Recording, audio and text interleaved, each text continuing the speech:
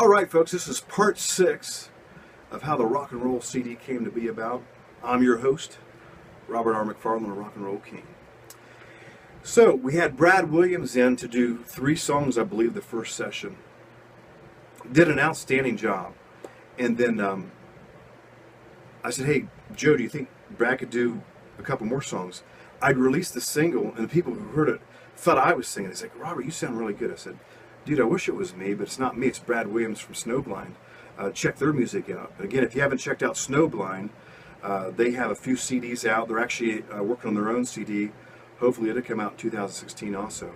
Awesome band. Kind of like southern rock, outlaw country kind of mixture. Killer group of guys. Very talented. Snowblynd. Check them out. So I checked with Brad. I was like, hey, I think what I want to do is maybe have 3 guy singers on here. And I'd actually talked to my buddy Don Catlett, and he said on some of the songs he could hear some female singing. Originally, I didn't think about any female singers. I wanted, all rock and roll. I just was thinking male singers, and so I told Jack or Joe, I was like, Joe, let's try to have like a very varied project. Maybe 3 guy singers and 3 female singers, each person doing about 4 or 5 songs. 3 to 5 songs each or whatever. So we'll have a total of 6 singers if we can get them. So then we started thinking that process. Who can we get to sing on these songs? So we had a couple people in mind, but with their schedules and their legend, let's say, of being hard to work with, we decided to pass on those people.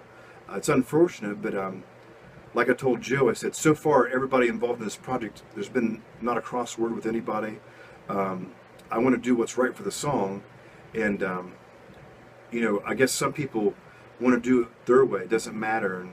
And Joe had said, hey, let's just try to get the people that really want to work to do the best for the song. And Brad was a trooper. I mean, the first time he listened to my scratch vocals, again, out of tune, but he told me many times, he goes, I knew where you was going with that, and you laid it out perfectly for me.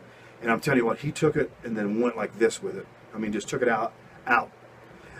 Did a phenomenal job of interpreting my songs and putting his own spin on it. So we was working with Brad. I said, hey, let's just get Brad back in and do a few more. So he came back in and did another round. I want to think he did, I can't remember offhand what songs he did next. But he did, I know, Feeling Good, Feeling All Right. He did Rock and Roll King, Spark Plug Love. Trying to think of some of the other songs he did. I'm a little lost at words right now.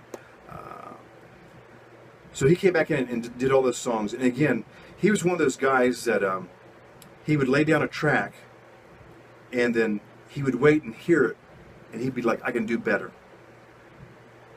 And he'd go back in and do better. Or if he laid down a track, a vocal track, he was like, dude, that was phenomenal. He goes, give me a second. Let me hear something I can do better. And he'd go back and do better. I was blown away by this because these were my songs. He could have just said, hey, there you go. That's it. But he took the time to do his absolute best. He didn't have to. And I was humbled about that because I was like, here's a guy, he could have came in the studio and just blew it off like, hey, man, there it is, man. That's great.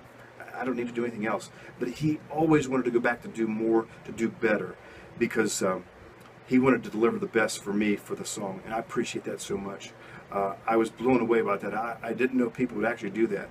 I didn't know how that worked, but everybody who's been involved in this, they want to make sure the song is the best, and I'm telling you what, that's what making this project so special.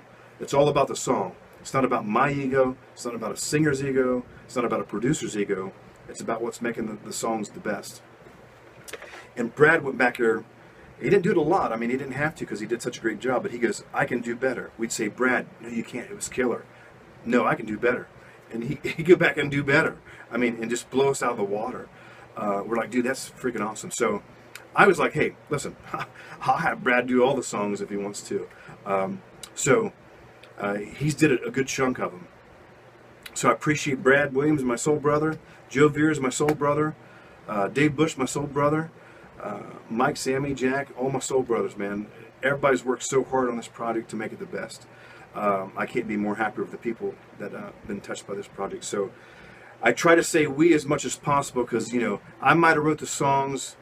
It might be my project per se, but we as a group have did our best to make it the best for you. Right there.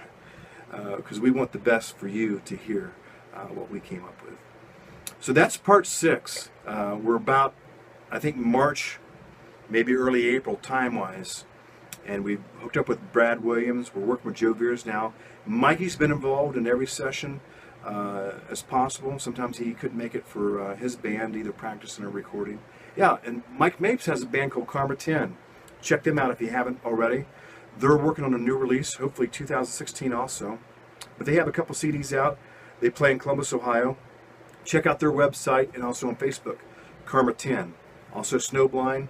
Check out their website, Facebook, the band Snowblynd.